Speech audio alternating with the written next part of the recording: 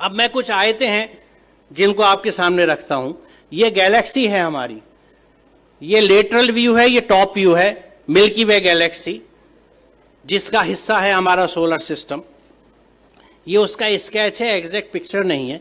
इस गैलेक्सी के अगर आप डायमेंशंस देखें तो एक बाजू से दूसरे बाजू 1,00,000 नूरी साल, यानी 1,00,000 लाइट ईयर्स का डिफरेंस है, डिस्टेंस है इस हिस्से से उस बाजू तक। लाइट ईयर क्या है?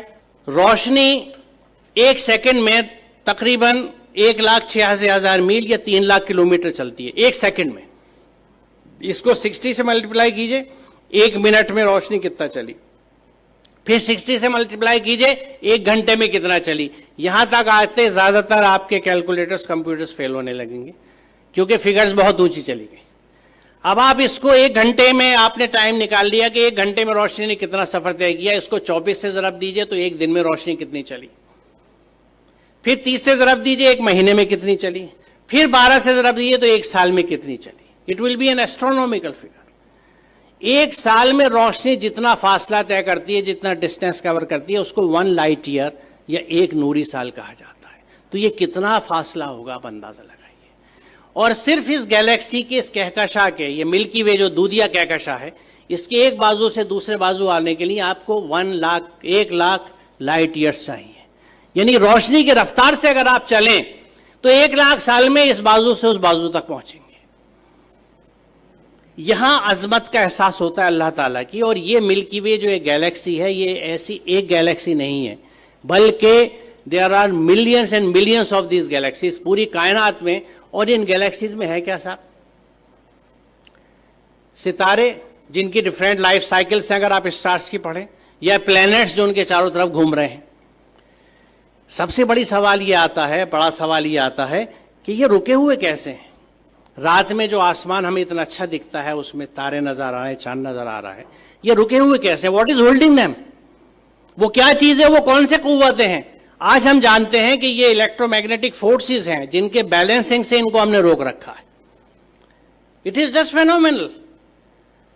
आप ये समझिए कि मैग्नेटिक फोर्स को कंट्रोल करने के लिए इस वक्त हमारे पास जो सबसे अच्छी एग्जाम्पल है, उदाहरण है, वो मैगलेव ट्रेन का है कि मैग्नेटिक लेविटेशन से रेल की पटरी से 6 इंच ऊपर ट्रेन रन करती है, जिसको मैगलेव ट्रेन कहते हैं।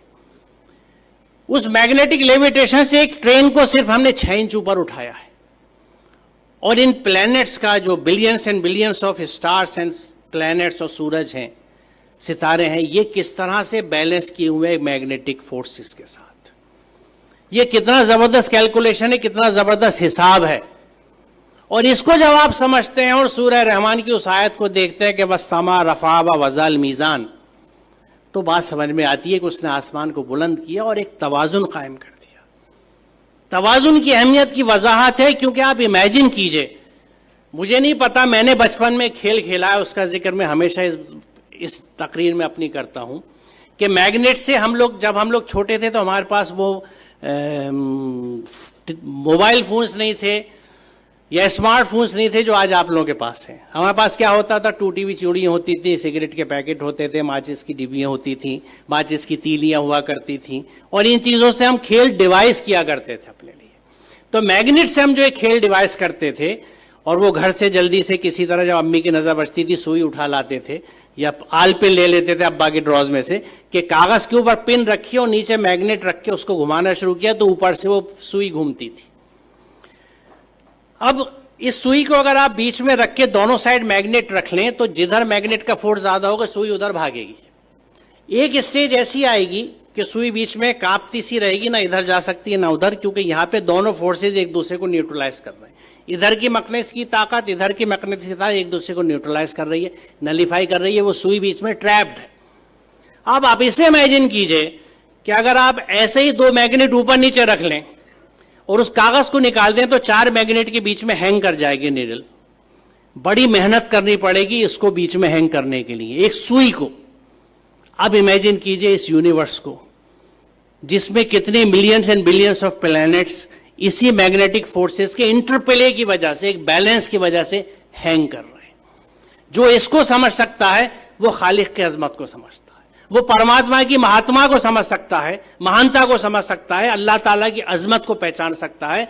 और उस वक्त वो कन्विंस होता है कि जब इस पूरी कायनात में अल्लाह के कानून चलते हैं तो मैं उसके कानून को किस तरह से एक जुज़दान में लपेट के बिना समझे ऊपर रख सकता हूं और उसको फॉलो नहीं करता।